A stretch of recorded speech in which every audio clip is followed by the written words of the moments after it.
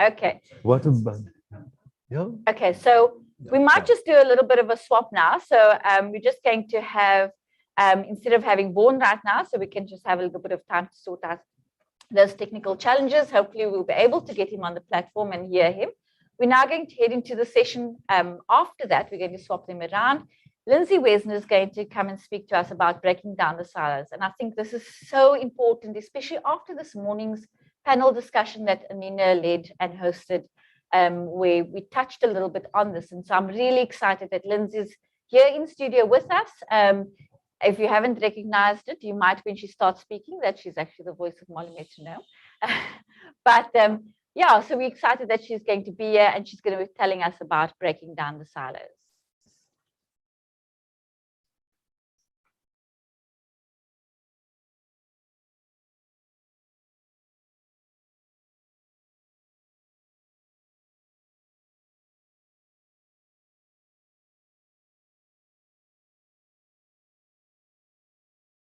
The role music plays in my life, when I listen to it and when I play music, I'm basically in another world that brings me joy and happiness. And I think you should play instruments and get into music because you don't have to be a certain type of person to do it.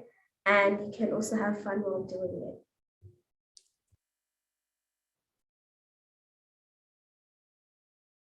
Much.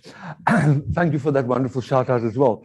Well, it is my privilege, of course, to introduce you to the beautiful woman on my right-hand side, your left, Lindsay Wesner. Yeah, it's so difficult to introduce Lindsay because I always think everyone must know Lindsay.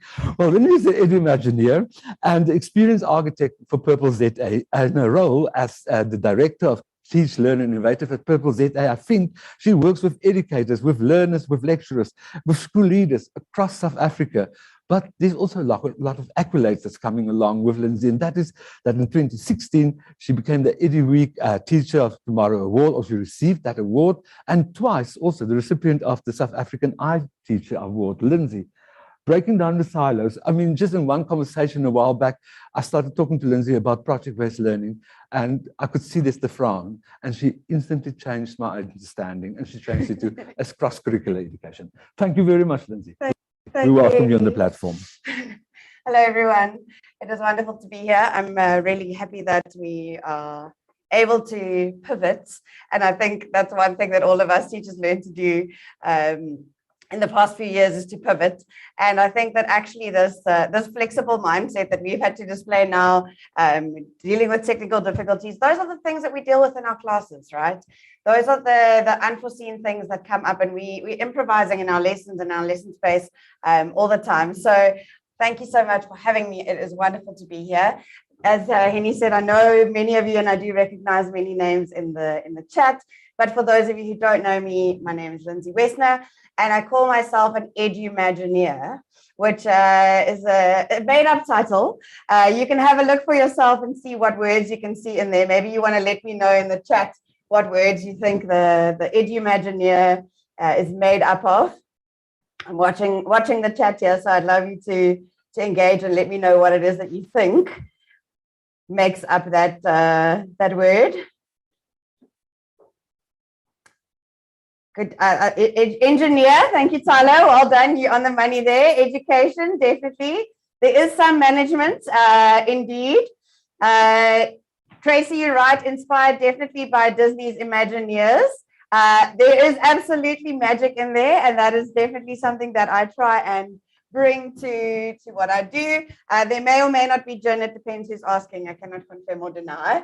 But I call myself an Edumagineer because I believe that education can and should be better, not just for our students, but for teachers.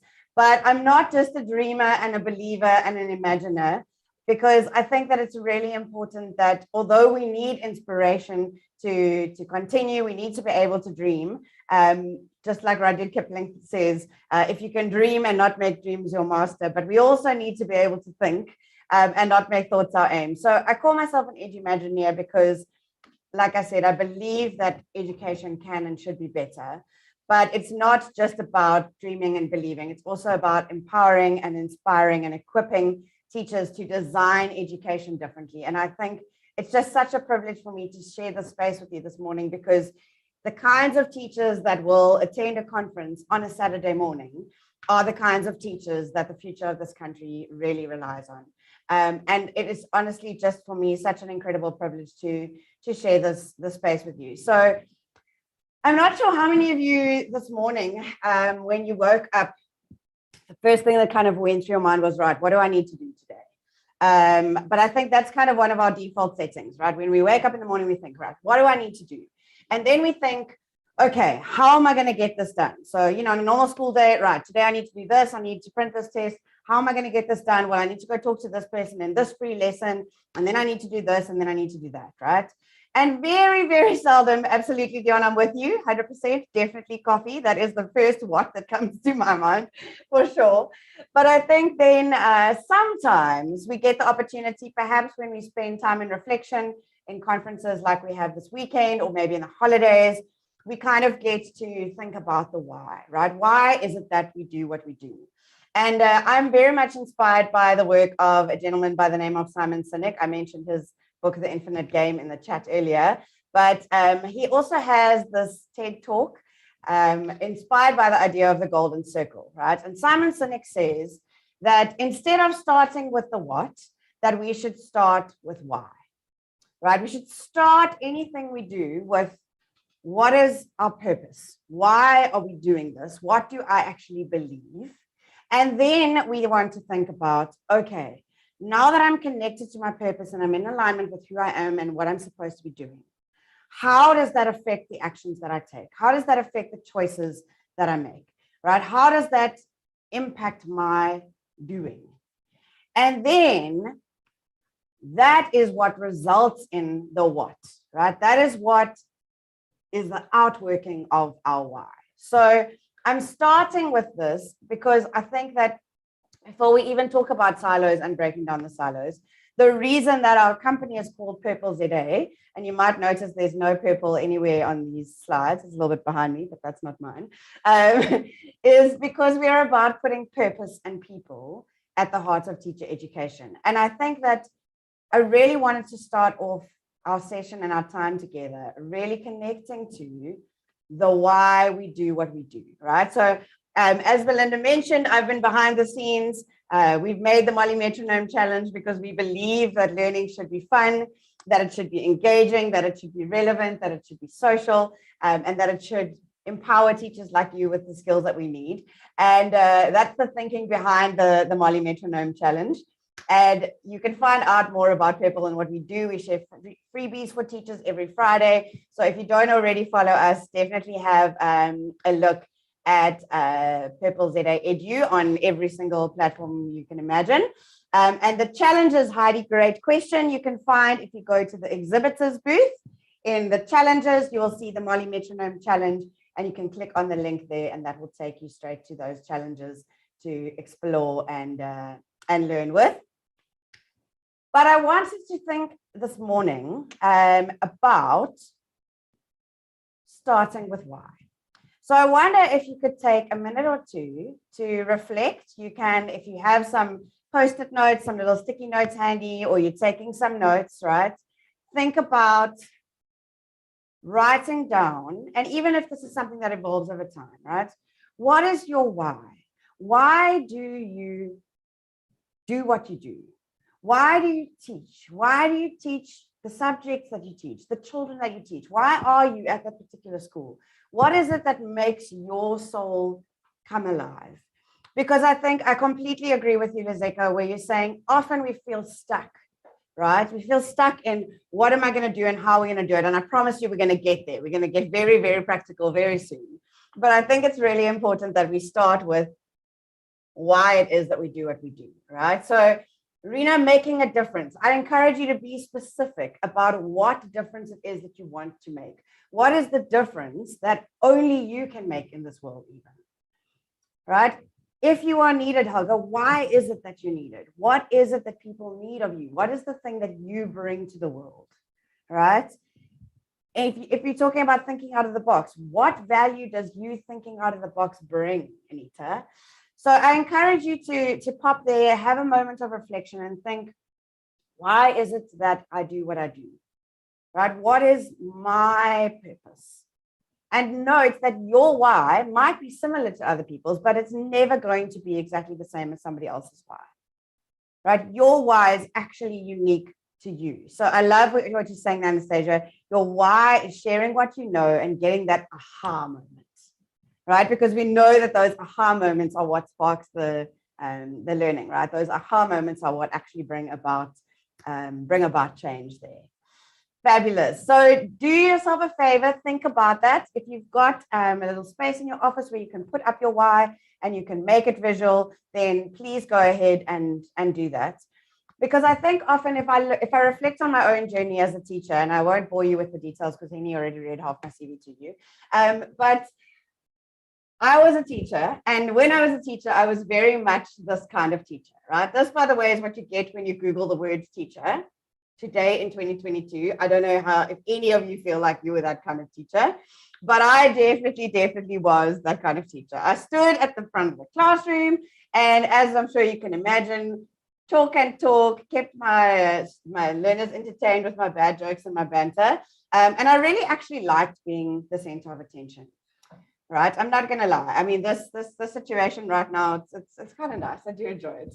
But what I learned was, and this change happened when I got a job at a school where I walked into a classroom and every single child in front of me opened up their devices and looked at me. And I know that that's not the reality in many of our schools in South Africa, but I happened to be privileged enough to be working in a school that had access to technology like this. And I specifically remember the moment of my first class when these children walked in and opened up their laptops. And I had a complete crisis of conscience. I was like, I don't understand. Why am I not the center of attention anymore? And more importantly, if these children have access to technology and internet, then they don't need information from me. So what is it that they do need? And in that moment, I freaked out completely because I thought, I don't know what's happening. I have no idea. But I made a choice. And this morning, I want to invite you to make that choice alongside me. And if you've made it before, to make it again. Because the choice that I remember making in that moment was that I was going to be brave. And for me, that meant trying new things. And often, if I'm completely honest, being brave actually looked a little bit like this fish over here. Strap on the shark fin and go into the classroom and just pretend that everything is okay and that we know what we're doing, right? But the beautiful thing that I realized in that space, and I'm seeing that coming through so strongly in your whys that you're sharing in the chat, right? The beautiful thing that I realized in that space is that your students will love you regardless.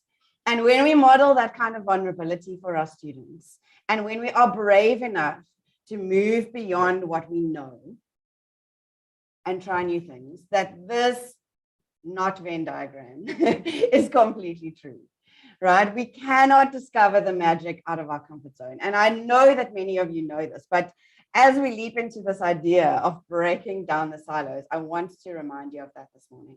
I want to remind you of the fact that you can have your why, but to live your why requires immense bravery, and it requires daily courage.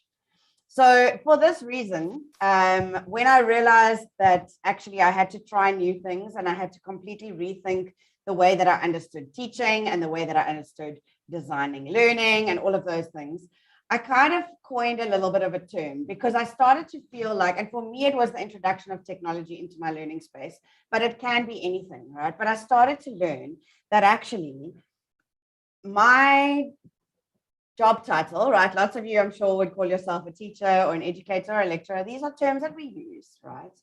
But actually, what I started to understand in my own journey as a teacher is that our role is that, but it is also so much more. So this morning, I'm going to offer you a new title or an additional title. You can decide if you like it or not. If you don't want to pick it up, you can just put it down and leave it where it is. That's all good. But I've started to think that actually we are teachers, educators, lecturers, yes, but actually at the core of what we do and the core of our why teachers exist is that we are what we call learning architects. So next time you're at a braai and somebody says, oh, what do you do? And you can go, oh, I'm a learning architect, you know. So let us know in the chat if you like it. I see Anastasia and Michelle are already loving it, so that's fantastic. But for me, language is a really powerful tool in shaping our conceptualization of ourselves, right? And when we start to see ourselves as learning architects, what really starts to ring true is this quote by Tom Loud. He's an American kindergarten teacher. And he says, we can't just be satisfied with teaching. We must be obsessed with learning, and why or why not learning happens. And for me, that sentiment, actually, the first time I read it, it was almost like a big fat klap deur die gesig, because, or slap through the face for those non-Afrikaans speakers, because I suddenly went, you know what I've done my whole life? Teach, teach, teach, teach, teach, teach, teach. Were the students learning? I don't know. Sometimes I'd get to marking that test and I pick up the red pen and I'm like, oh, but I taught you this. But did they learn it? And so I think that as we move into the space of having the courage to look at the silos in education and the courage to break down these silos, which is where I want to take us together on this little journey, I think we need to just take a moment and think about ourselves as learning architects, right? So I'm going to ask you to put on your learning architect hat, all right? And as we move forward now and we look at the reality and we start to look beyond the why, right? Why do we do what we do? Because we want to design learning. And we're starting to now move into how are we going to do that? What is that going to look like? Think about yourself as an architect of learning, not simply a teacher, because just because I teach doesn't mean that they are learning, right? I think that's something that will probably resonate with a lot of people. So since you're a learning architect, all right, I got you to write down your why earlier. If you're writing down these little notes, then this is a little note number 2. If you're working on post-its, you can number them. I know teachers like structure and numbers, so I've got you. Right. What do you want learning to look like in your classroom? So if I hop into your classroom, I'm walking down the corridor and I put my head around the door and I see, oh, amazing, right? In an ideal world, in those lessons that are really working, what words would you use to describe learning in your classroom? So in my classroom, I want learning to be what? So you can pop those words in the chat. You can write it down.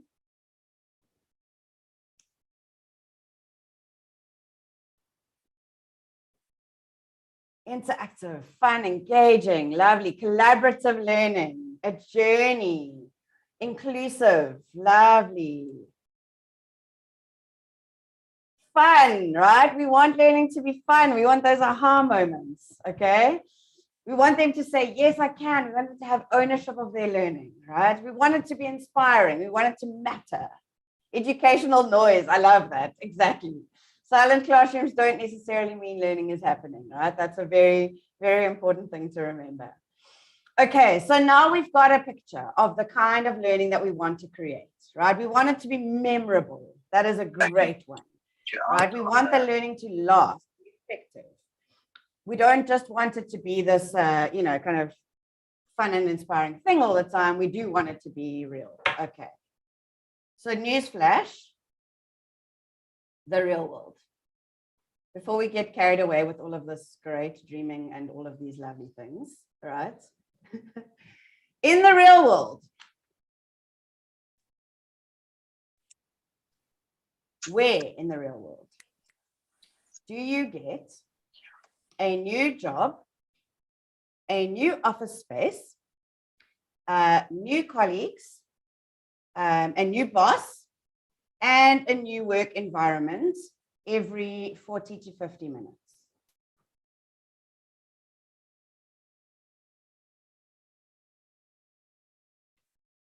Anywhere?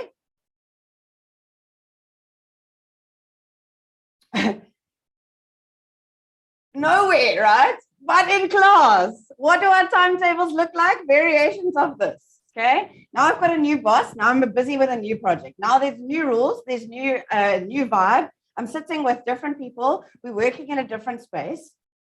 And so our students' minds are all over the show. I encourage you to give a thought to the shadow a student challenge and follow a student and move from class to class and sit and see if you can make those brain shifts. Right? The real world doesn't look like that. And that is what I want us to think about now. When we talk about silos, right? We titled this talk Breaking Down the Silos.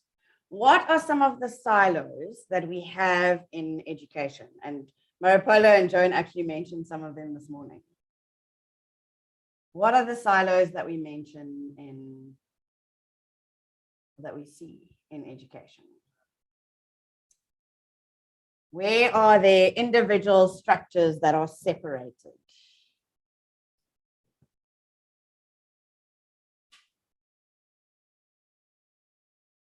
Subjects, yes, great one. Subject apartheid even, absolutely, Margaret. I think the key area where we see subjects, or silos rather, is in different subjects. But in the real world, if I am stuck in a lift, for instance, or I'm facing a problem, do I now go, okay, my English lesson taught me that I need to know how to communicate with somebody on the phone that my thing is stuck. My maths teacher taught me that I need to know how to calculate how much oxygen I'm going to have here, along with some physics in there. We don't separate subjects in our brains in the real world, right? We attack problems, we solve problems, we engage with people in a holistic, integrated way, right? And I think that we see a lot of different silos in education, and we're not going to have time to chat through them all today. But I think we see silos where it comes to our learners. I think we see silos where it comes to teachers, where it comes to parents, or the community. So we see kind of people silos, and then we see some subject silos, all right? So what we're going to do now is we are going to think about how we can, and I don't think we're going to have time for this video, so I'm going to skip through a little bit because it looks like we've got Vaughan coming up next, which is very exciting. But what I want us to do is to engage a little bit with this kind of enemy of innovation, right? When we think about how do we break down these silos, right? How do we look at these subjects separately, all right? And how do we design meaningful learning in a way that actually makes sense, that is significant, and that is valuable? The first thing people say is yes, but CAPS, right? Yes, but the curriculum. And I have shown in my own classroom and in classrooms with teachers and coaching teachers across the world that we are able to break down these subject silos where it's maths is one thing, and then English is another thing, and then creative arts is another thing, intentionally, so that our learning for our students is more meaningful. It is more fun. It is more engaging. All right. So I have a challenge for you now. And this challenge, I'm going to paste the link in the chat. There is a resource site that I have put together for you because these things are going to flit across the screen pretty quickly. But we are going to have a little brainstorm now. Okay. And we're going to look at, you can choose, we're going to look at grade 8, grade 5, or grade 2. So we've got one subject in each phase. And since we are all, very intent on covering CAPS, we're going to have a look at what CAPS says. Okay. So what I've done, and you'll see on the site, if you go there, it will probably be easier for you to see the collection of different elements, right? But when we look at grade 8 in CAPS, we're going to look at term 3 because that's where we are now. All right. And we're going to hop over and have a look at what are we covering in each of these subjects. Okay. And what I want you to do for me in the chat is, as you're looking, see what cross-curricular connections you can find. All right. We've got geography, we've got settlement, land use, we've got some aerial photos, we've got some urbanization, right? In history, we've got colonization of Africa. We've got some causes, we've got some patterns, we've got the Ashanti Kingdom as an example. In English, we've got all of our skills that we use on a regular basis, right? Written things, writing, speaking, diaries, unprepared speeches. And then, of course, you guys know probably better the dance curriculum, the drama curriculum, the music curriculum, right? So go ahead and look at that. If you teach anywhere in the GT phase, have a look and see what connections you can find. And if you can find any connections between those subjects, pop them in the chat, right? If you teach grade 5, we can have a look at the maths, right? We can start with fractions or 3D shapes, 2D shapes, data handling, connecting. Then we can have a look at energy and change. Are there any connections that we can find there? And have a look at your visual arts curriculum. Have a look at your subject's curriculum and see, can you find any connections?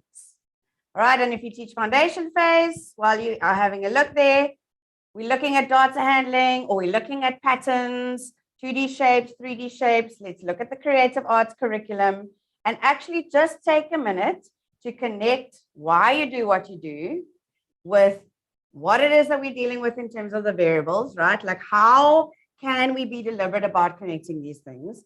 And if we do that, what does it look like in practice?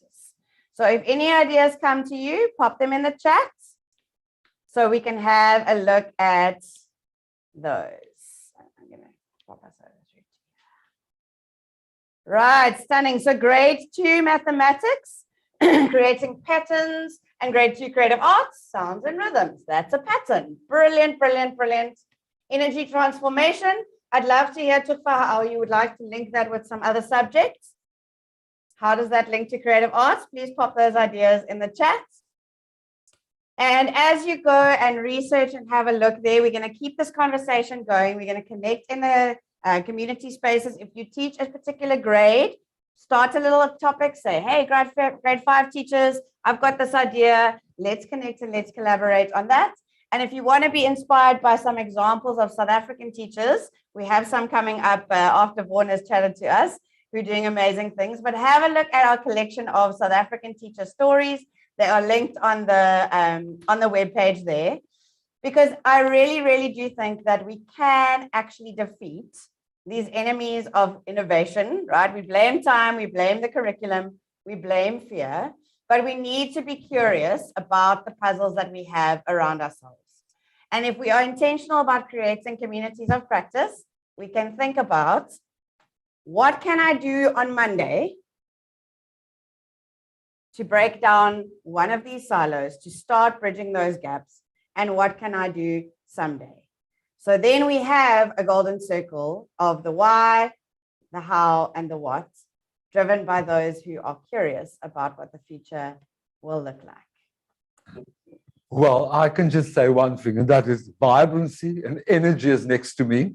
So I want to dump that on the table. But you know what, Lindsay, I think there were such wonderful things coming out there. The why statement, of course, most importantly. But I hear a lot of this where people will say, when we talk about moving towards project-based learning as well, is what can I contribute, or can you contribute to what I do? And I do think that as creative arts teachers, the quicker we get to that moment of saying, it's not about what I can contribute to what you do. It's actually what I can learn from you and what you can learn from me. So I hope that this talk of yours will actually just put that fire in motion. We're ready, ladies and gentlemen, to jump on to Vaughan. Yes, the social media hub is going now at all times with Vaughan. Vaughan, welcome back. And we're so glad that we are now fully committed to you and you're ready to talk. And can you hear me? Yes, thank you very much. Oh, wonderful. Well, thank you very much, and apologies for those mishaps. I was able to use the resilience I learnt through a wonderful arts education. And I have to apologize for not being dressed appropriately. I've seen I should have been wearing a hat. And so I'm sure next time I speak with you all, I'll make sure I have quite a fascinating hat. So again, thank you for the invitation. It's wonderful to be with you. If you're wondering, I am in my loft. If you're wondering what a weird background is, it is my loft. It's the only safe space in my house with 2 young children. So I'm going to try and share my screen. Let's see if we can do that.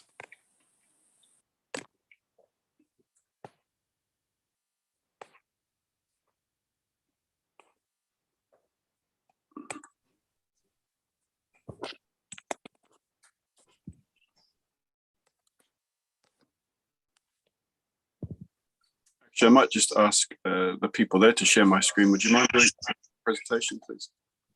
We're ready to do that for you, Vaughan. Don't worry, it will come up now. No? Lovely. So there we go. We've got it. You can carry on. Okay.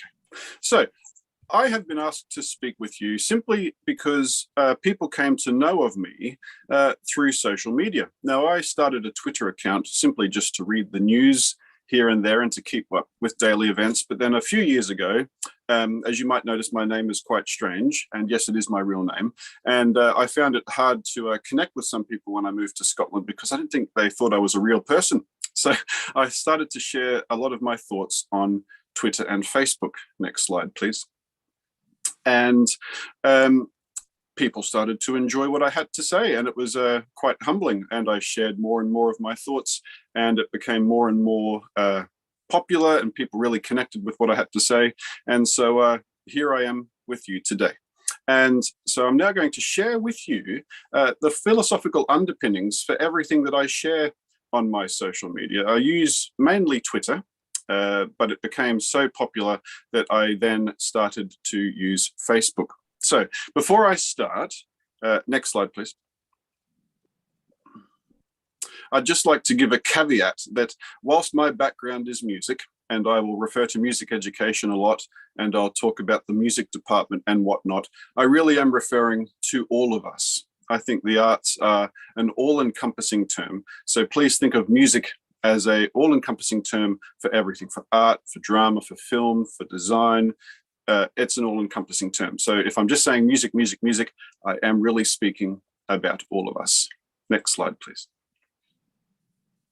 So when I share my thoughts about music education, which I would encourage you all to share your thoughts about the benefits of what we do, I think we should all be shouting it from the rooftop. We're in such a privileged position to make such a positive impact on the lives of not only the young people that we teach, but also the communities that we live in. So hopefully this talk, which is based on my experiences, I'm not saying everyone has such a positive experience, but hopefully through us being advocating for what we do and shouting from the rooftops, the great work that we do will spread to all children. That's my hope one day. So I like to focus on three things when I'm advocating for the arts. The first one, next slide, is benefits of the subject. And I'm not just talking about the wider benefits. I think sometimes, particularly in music, we fall into the trap of saying, well, music makes you better at maths. Well, I'm exhibit A that it doesn't. I'm terrible at maths, and it doesn't matter how much I play my saxophone. I still can't do maths very well. But there are so many benefits to what we do, and it comes down to the subject. That's the heart of what we do, the subject that we teach. The next thing that I always like to talk about is the benefits to the student or the young person. And this is where I find a lot of people really connect with what I have to say, because they too have experienced these wonderful benefits that come to each and every child that gets to engage in an arts education. And then finally, I speak about the benefits to the school. And I think that's really important when we try to advocate for what we're doing, to try and get the arts spread deep into every school and across every school. I think we need to talk about these three things, and that's why I have them linked together, because I don't think there's any benefit about just focusing on one. It's a real triangle that joins together to make the best way, I believe, to advocate for the arts. So I'm just going to take you quickly through each of these three, and hopefully it will help to inspire you and make you feel great about what you do, because you should. So the first thing, the subject. I have this lovely quote from Felicia Rashad, and the quote is this: "Before a child speaks, it sings. Before they write, they paint. As soon as they stand, they dance. Art is the basis of human expression." Now, I'm sure you've seen that quote, but if you haven't, isn't that a wonderful one? The arts are in us from day one. And having now a 3-year-old and a 6-year-old, I've really reveled in watching them learn and grow. And this statement could be any more true. They sang before they spoke. They painted before they wrote. They danced before they walked. It's the foundation of everything we do. And that alone makes us so incredibly important. Our subject is in us, and we use it to start to live and to learn and to interact with the world. Next slide, please. And then also for me, those early interactions with the arts continue on into learning. So when they get to school, for many young people that we teach, we give them a voice. we make them realize that the way they think and their creative energy and their creative spirit makes sense. It's not unusual. It's perfectly natural, and it's the way that they express themselves. It's where they discover they're not alone. I really find this in music, through music ensembles. Kids who struggle to make friends join a music ensemble. Hey presto, they have a family, they have friends, and they have those people for life. And finally, the arts is where young people come out of their shell. And if we could go back to the last slide, please. And the arts is where we find ourselves. So I think it's really important when we talk about the subject. It's not just the importance of it at school, it's the importance of it from day one right through education. As Sir Ken Robinson says, schools tend to kill creativity, whereas we need to be encouraging it because we are born with it from day one. So that's the first thing. The next thing about the subject I like to talk about, and hopefully my video will work. If we can go to the next slide, please. This is a video from Jack Stamp, and I would encourage you all to Google it. It's on YouTube. You just Google why music matters. It only goes for 6 minutes. We're not going to watch all of it. And this is the next thing I think of the benefit of the arts is we teach our young people to strive for excellence, even if they don't always achieve it. They're constantly trying to get better for that performance or that art show or the film that they are producing. And we don't always get things right, but then we celebrate in the achievements and then we start the process again. And this is a great clip where Jack Stamp talks about the fact that in music, 95% actually doesn't sound very nice, but in any other subject, 95% would get an A and would be celebrated, whereas music teachers lie awake at night thinking, oh, I don't think I could put this performance on stage, yet technically it's 95% correct. So hopefully let's have a listen and see if this works.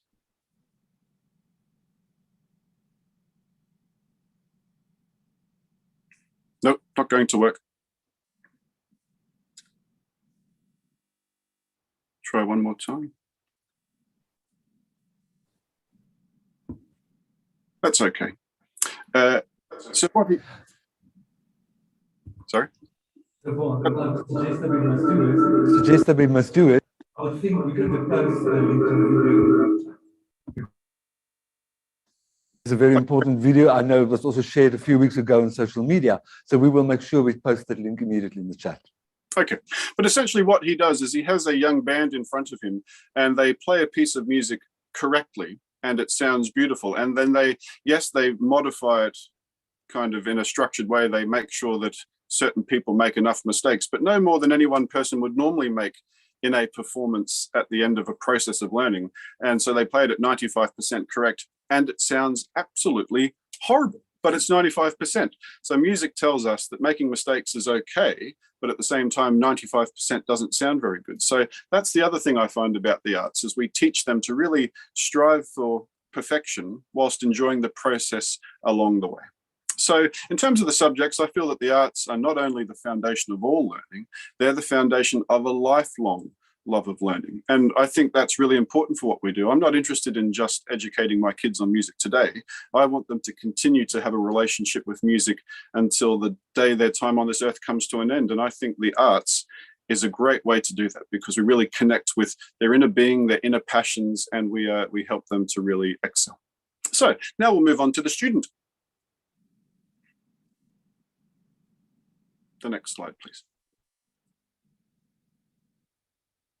Oh, I forgot this one. And of course, without music or the arts, then we don't have any musical art. And what a horrible world that would be. I think we tend to forget if we don't have music education, we don't have music, we don't have musicians. And if we don't have musicians, we don't have music. And what an absolutely horrible thought that is. And it's the same with any of the arts. It shouldn't just be something exclusive to the few. It should be available to the many. And I think that that's an important reason for the subject. People who challenge our subjects, I say, well, you don't want music in your movies or in your car or on your phone, or do you not want to go and dance or sing at your birthday party? And they go, oh, well, of course. Well, I said, well, then you need to support us. You need the arts. Otherwise, these things are not going to happen. An obvious thing, but an important one. Next slide, please. So the student, and this is where I really my thoughts have really propelled me into people's homes a lot more quicker than I had ever expected. And this is the one tweet that I did, which is now, someone told me it's now been seen around the world, probably in excess of 30 million times. And it's this idea of the environment we create for our young people. This idea where what we create in the arts really reveals the real child, because it's where they feel comfortable. We create this alternate universe. I really believe this. Sometimes the shy become confident, the agitated become calm, the lonely become included, the quiet become heard, and the lost become found. And if we go to the next slide, I love this. This is the face I see from teachers all the time. And I'm sure you've seen this too. They come up to me and they say, "What's little Johnny like in music?" And you say, "Little Johnny, oh, he's fantastic. He's always focused, he's engaged, he creates the most amazing work, he helps all of his peers, he does fantastic stuff." And you get this look from your fellow colleagues and you say, "Well, what's Johnny like in your class?" And they say, "Well, he's about to be expelled because he has terrible discipline issues and attendance problems." And you have no idea about this because Johnny loves the arts. It's where he feels safe, it's where he feels he belongs, and it's where he can really express himself. So this environment that we create, not just in our subjects, but in our departments, for me is one of the most vital things we do, as I call it, the alternate universe. Next page, please. And also, for us, what we do as an arts community, more than any, and I believe this, we educate the whole child. What we do is holistic education, and it's through the subject, but it's also through the other activities that come a part of it, and particularly in music, the social education of being in ensembles, interacting with young people, older people. When you go into a band or choir in a school, often you're with the oldest people in the school and the youngest people in the school, and they have to interact, and that very rarely happens in other parts of schools. It's community education. Obviously, you'll go out and perform to people and go to nursing homes or perform in shopping centres. That's what we certainly do where I've worked, and that gets you engaged in the community. Personal education, you learn a lot about yourself. You learn about responsibility. You learn about how what you do impacts other people. Emotional education, being in an ensemble and getting to share your feelings with other people through music and through the conversations that happen as a result. That's really important. Obviously, encouraging creative education. Discipline education. Music students have to show up well before school for rehearsals, come at lunchtime, have their lessons during the school day, stay after school, sometimes come in on the weekend. That takes a lot of discipline to be organized, to know what you're doing, to keep on top of things. And then finally, life education. When you're making music with others, when you're expressing yourselves or doing any art, doing a musical, putting on an art show, any of these things, you are learning about life. So it really prepares us and our young people for the life ahead. Next slide. And finally, for me, it's the sense of belonging. And I really believe this of any of the arts departments. I mean, you can walk past the music room in any school or the art room or the drama room at lunchtime. And what will you find? You'll find young people there. Not necessarily doing their subject or even performing or creating anything. They're just there together. Why? Because it's where they feel like they belong. And that's so vitally important. And again, I don't see that happening in other subjects as much as happens here. I'm not saying we are exclusive to this, but this sense of belonging that we create for our young people is vitally important. Next slide, please.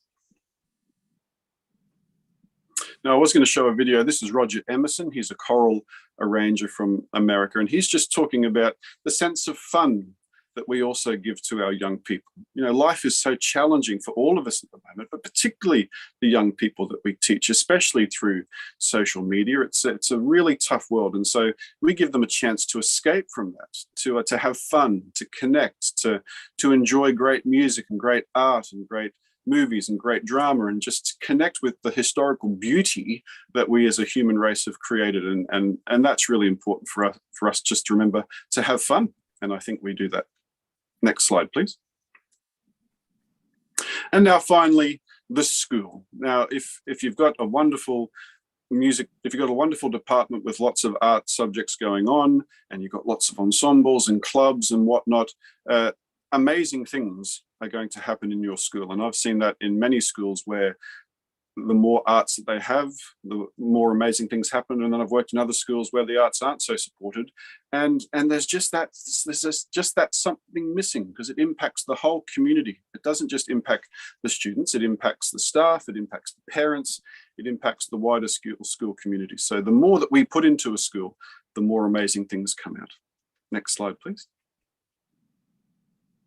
And the reason for that, and I love this one, it came to me one day in the shower, we're not about test results, we're about human results. And I think that's why often the arts get marginalized, because we're subjective. You know, you can't give it a very clear 10 out of 10 and clear criteria, because there's more to it than that. There's so much more to it than that. It's the human learning, it's the process, it's the outcome, it's the whole package. And so for me, I think that's the wonderful benefits that the arts can give to a school if it can be embraced. It educates the child, not just them academically, but holistically. Next slide, please.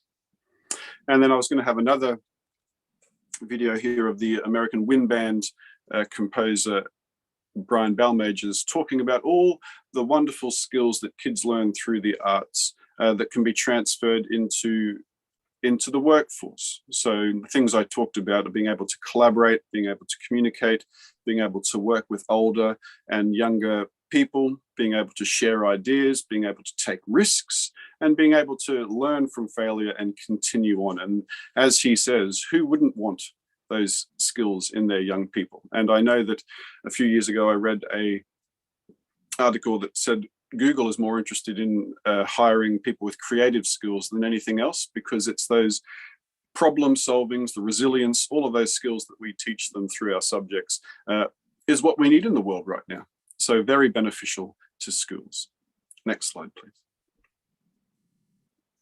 And finally, the world we live in at the moment. I know everyone has experienced the pandemically differently, but I don't think anyone has experienced the pandemic in a nice way. And it's been through the arts that we have turned to. You know, we always heard about the recovery curriculum here in the UK. And I know it was mentioned back in Australia, my homeland.